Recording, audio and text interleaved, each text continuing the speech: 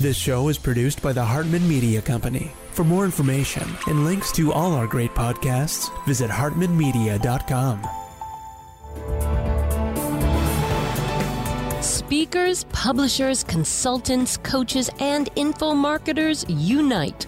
The Speaking of Wealth Show is your roadmap to success and significance. Learn the latest tools, technologies, and tactics to get more bookings, sell more products, and attract more clients. If you're looking to increase your direct response sales, create a big-time personal brand, and become the go-to guru, the Speaking of Wealth Show is for you. Here's your host, Jason Hartman.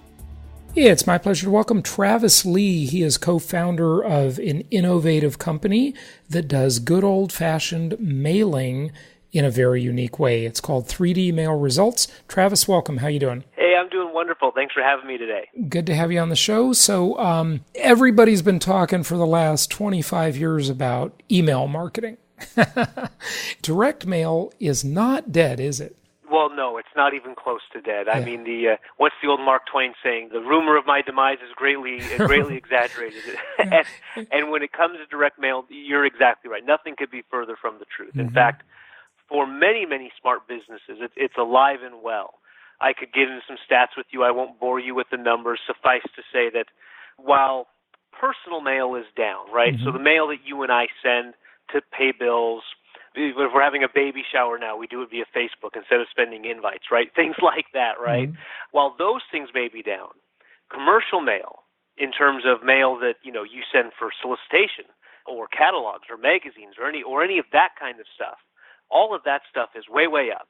And there are a lot of smart companies still doing it.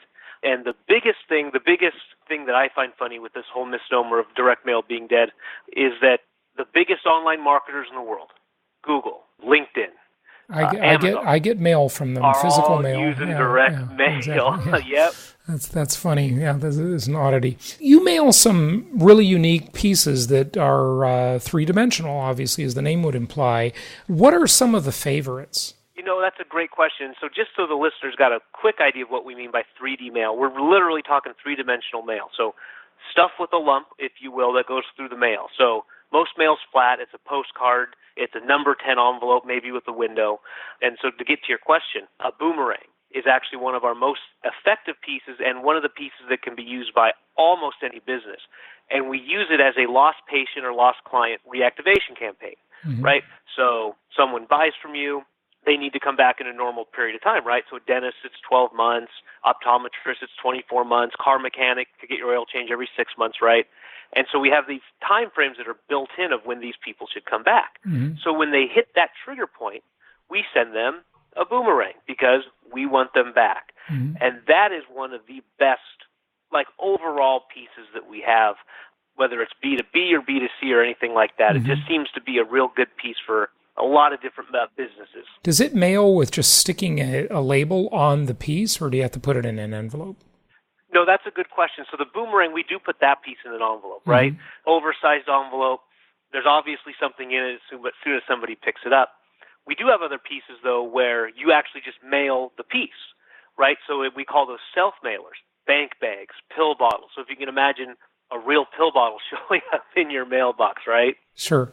So okay, the boomerang is inexpensive, too. That's a nice, easy-to-afford piece, isn't it? You bring up a good point, in terms of price points. Is it going to be more expensive than your quote-unquote traditional mail? Very likely. Most likely will. But it doesn't have to be very much more expensive, right? In fact, sometimes cheaper than a fancy flyer that most direct mail people would tell you to use, right? A fancy colored trifold brochure, right? But, a piece like that might get you out the door, postage and everything for $2.50 to $3 a piece. And so if you've got a transaction value that warrants it, then it's worth it, especially for kind of high transaction or high customer value people. Again, I use optometrists and dentists, but even in the B2B space, right? We have tooling companies that'll use it. I've had coaches and consultants who have used it for past memberships or to get them back enrolled in a program. I mean, it really is amazing the amount of ways that you can use just that single piece, let alone all the other ones that are available, right? Sure. How many overall pieces do you have? Is everything on your website, or do you have more things than this? Yeah, so we do have about 40 items that we always stock on hand. They're kind of our bread and butter products. We've got headlines that we use for them. We provide sales letters. I know you and I were talking at the beginning. We actually provide some sales letters for people so they don't have to start from scratch. But those are our bread and butter products we always have. But we can source anything. Give you a few examples of maybe some of the crazier things you might not have thought that you would send in the mail. We've worked with a company who is in the coaching business, right? So they have franchisee coaches all over the country, really all over the world, but mainly U.S. and Australia. And they wanted to get more national sponsors for their large events, right? And they hold 2 flagship events every year. We actually sent right arms to potential sponsors because we would give our right arm to meet with you, right? So, that was the challenge they gave to me. Can you find us, I think it was 50 or 75 right arms. So not big numbers, right? These are a very calculated, very well thought out list of 50 to 75 potential vendors, right? So we've sent things like that. I had a client years ago. He was looking for something creative, and he was not in the industry in which you think it would be once I tell you what I found for, but he wanted to really stand out. I think he was a dentist, and he was doing some kind of Halloween-themed thing. But we found little toy caskets. They ended up being candy holders, right, that a party supply company would maybe sell, but we were able to find them wholesale for them. And so little caskets, we taped down the lid so they could actually go through the mail. So now these little caskets are showing up. Now those are like 2 real extreme examples of some of the fun things we found. Yeah. But I've had people mail chess pieces because we're the missing piece, right? So it doesn't have to be quite as outlandish, right? But we probably have 500 or 600 chess pieces. For example, when you do the casket or the chess piece, I assume the casket you put it in a box, right? Does anything mail without packaging? Yeah, so we talked about a few of those, but things like my pill bottle, that's going to go directly into the mail. We're going to put postage on it. We're going to put a mailing label on it. It's got a child-proof lock, so it actually, locks. It doesn't come open when it's being sent. Right. We actually mail that directly in the mail. Same with the bank bag, right? So imagine a vinyl bank bag with a zipper on top. Right. Again, postage label with the postage on it, a mailing label with the recipient's name. We put a letter inside. I've had people send all kinds of things. It's big enough that you can fit, thumb drives.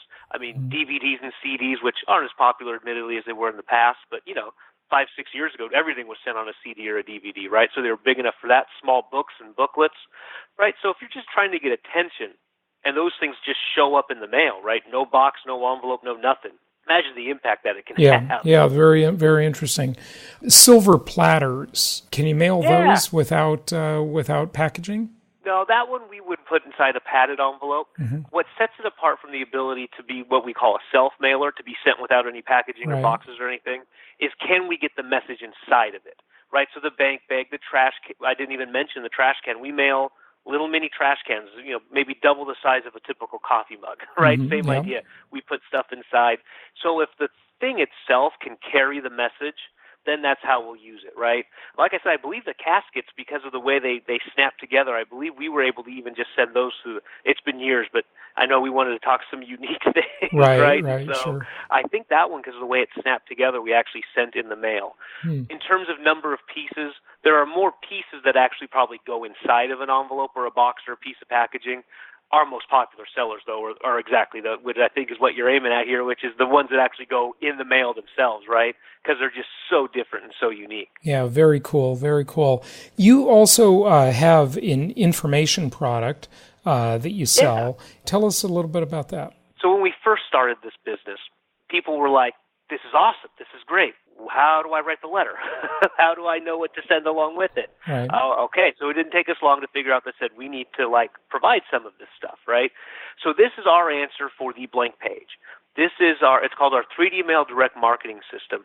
And what it is a giant swipe file, over 300 different letters that use all of our different products. And I haven't counted in a while. I know there's at least 300, right? But there's 6 or 8 for a bank bag, and there's 4 or 5 for a pill bottle, and there's a dozen for a boomerang, right?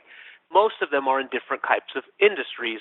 So the idea is, all right, Travis, that boomerang sounds awesome. I don't want to necessarily hire a copywriter or an agency to put this thing together for me. I'll take one of your letters. One of the dozen is bound to be close to what I do. And if not close, it might be an exact match. I take out the stuff that I don't like, put in the stuff that I do like and that is pertinent for me, In some cases, it may be as simple as taking out phone numbers and contact information, right? If you're a dentist, I have a handful of dentist ones already in there, right? So for a dentist or somebody like that, it's an easy transition. But that was our answer to, great, now how do I, what do I send? And it's got, like I said, over 300 different letters that we send that you're able to use copyright-free, use them as much as you want. We have a 3-hour, actually it's more like a 3.5 to 4 hour direct mail 101 course. That was the other thing we got asked questions about a lot, so we added it to the program. Especially we do about a third of that, a little more than a third of it, is all on mailing lists, because that's the most important part of direct mail. And so we spend a lot of time talking about mailing lists. And that's a real cool product. If you want to know more, you can visit at 3dmailsuccess.com. 3dmailsuccess.com, but we think it's a really cool way to get somebody who's not a professional copywriter to get them going and be able to write some darn good copy relatively fast. Yeah, I think one of the hard parts of this is, knowing what to say, what to do. I mean, people probably commonly go and they see all this, or they heard about someone who's done it, if they've been around the marketing world at all. And it's cool, it's catchy, it'll definitely get noticed, there's no question about that. But they sort of don't know what to do and how to make it a sort of a holistic message, right? It's okay, they sent me this funny thing, and okay, I remembered it. I didn't throw it away like all the postcards, but now what? Yep. Yeah. Yeah, no, and you're exactly right. So what we tell people is 3D mail will do one thing almost assuredly every time you send it out, is that it's going to make sure that it gets opened. But now, having said that, that's not a golden ticket for you, right? So now you got to actually say something worth keeping their attention, because all we did was overcome the first hurdle and the most important, which is to get something heard, read, or listened to, right? TV, radio, billboards, email, pay-per-click, I don't care what advertising media you've chosen, you need to be seen, heard, or read. So that's going to overcome that. But you're exactly right. You still need to have some good copy, right? And when I say good, it's all relative. It depends on the markets that you're in and how competitive that is.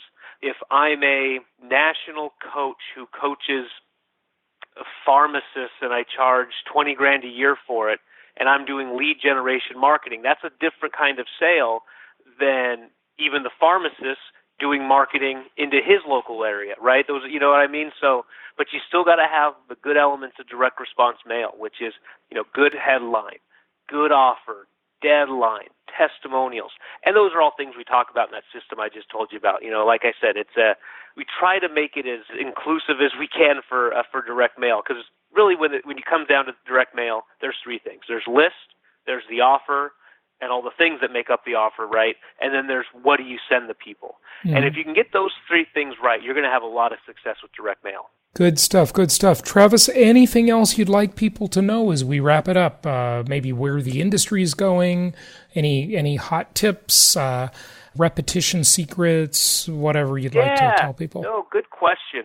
So first off, direct mail isn't going anywhere. And in fact, we are seeing response rates improve. We are actually seeing a draw to it with young people. So I always hear millennials and Gen Zs, are they going to be responding to the mail as they age? And we're seeing, especially with the millennials, too early with the Gen Z, but especially with the millennials, they're responding to it because they're getting 50 million text messages and emails and everything else a day. Putting something in their hands seems to be working, right, just as an industry whole. The other thing I will say, and we didn't touch on it too much, but the biggest thing with any direct mail thing is your mailing list. So be sure you've got a good list, whether you're marketing to consumers, whether you're marketing to other businesses, because you're in the B2B space. Make sure, really scrutinize the list. Most people spend all their time, what's the offer going to look like, and what's going to happen after they make the phone call, or what's going to happen, right? The very tip of the iceberg with direct mail specifically, and really all kinds of marketing, but it's very important with direct mail, is make sure you've got that perfect avatar, right? Make sure you've got that perfect person so you can put yourself in the best chance to have success. And it's never more important than when you're putting stamps on envelopes or stamps on bank bags and having to make things be positive in the end. So really scrutinize any list. A list you buy, your own internal client list, a list of prospects, a list of leads. Really scrutinize that thing. That's the big thing, and the thing that I see people don't spend enough time on when doing direct mail. That makes a lot of sense. The website is 3dmailresults.com. And Travis, thanks for joining us. Thank you so much. Thanks for having me. Thank you so much for listening. Please be sure to subscribe so that you don't miss any episodes. Be sure to check out the show's specific website and our general website, hartmanmedia.com, for appropriate disclaimers and terms of service.